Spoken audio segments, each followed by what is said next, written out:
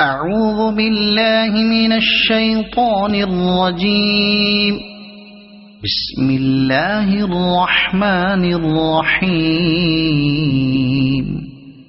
يا أيها الذين آمنوا لا تتخذوا عدوي وعدوكم أولياء تلقون إليهم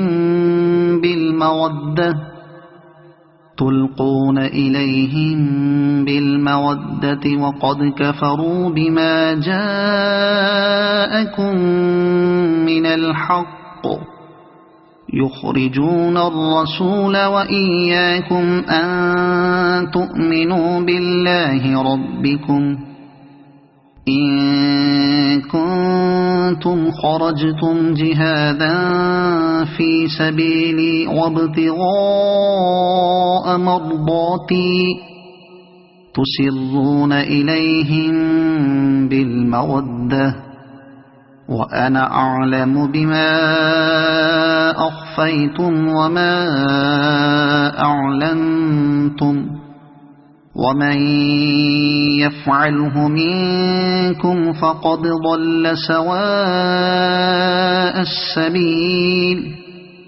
إن يثقفوكم يكونوا لكم أعداء ويبسطوا إليكم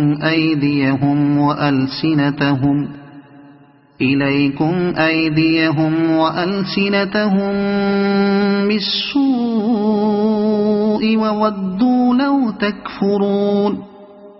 لن تنفعكم أرحامكم ولا أولادكم يوم القيامة يفصل بينكم والله بما تعملون بصير. قد كانت لكم أسوة حسنة في إبراهيم والذين معه إذ قالوا لقومهم إنا براء منكم ومما تعبدون من دون الله كفرنا بكم وبدا بيننا وبينكم العداوة والبغضاء أبدا حتى تؤمنوا بالله وحده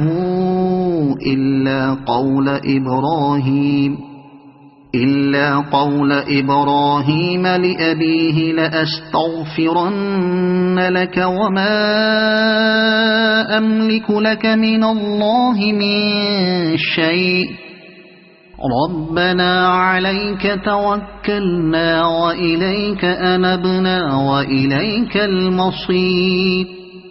ربنا لا تجعلنا فتنة للذين كفروا واغفر لنا ربنا إنك أنت العزيز الحكيم. لقد كان لكم فيهم أسوة حسنة لمن كان يرجو الله واليوم الآخر ومن يتول فإن الله هو الغني الحميد.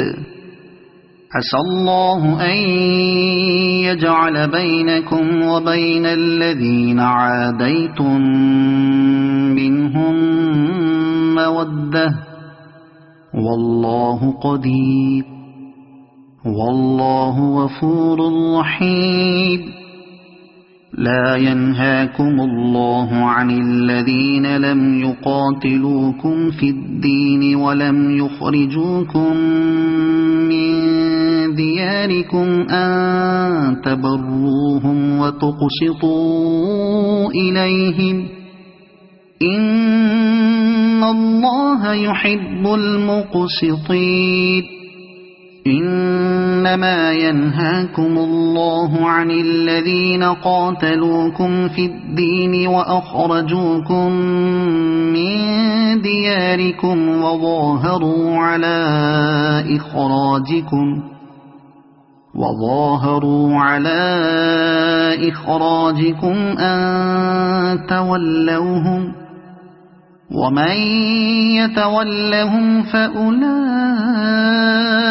هم الظالمون يا أيها الذين آمنوا إذا جاءكم المؤمنات مهاجرات فامتحنوهن الله أعلم بإيمانهن فإن علمتموهن مؤمنات فلا ترجعوهن إلى الكفار لا هن حل لهم ولا هم يحلون لهم وآتوهم ما أنفقوا ولا جناح عليكم أن تنكحوهن إذا آتيتموهن أجورهن ولا تمسكوا بعصم الكوافر واسألوا ما أنفقتم وليسألوا ما أنفقوا ذلكم حكم الله يحكم بينكم والله عليم حكيم وإن فاتكم شيء من أزواجكم إلى الكفار فعاقبتم فآتوا الذين ذهبت أزواجهم مثل ما أنفقوا واتقوا الله الذي أنتم به مؤمنون يا أيها النبي إذا جاءك المؤمنات يبايعنك على ألا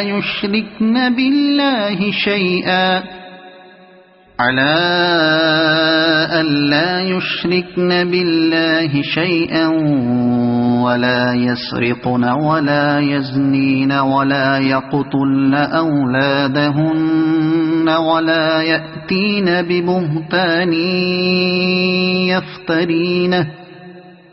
ولا يأتين ببهتان يفترينه بين أيديهن وأرجلهن ولا يعصينك في معروف فبايعهن واستغفر لهن الله إن الله غفور رحيم يا أيها الذين آمنوا لا تتولوا قوما غضب الله عليهم قد يئسوا من الآخرة كما يئس الكفار من أصحاب القبور صدق الله العظيم.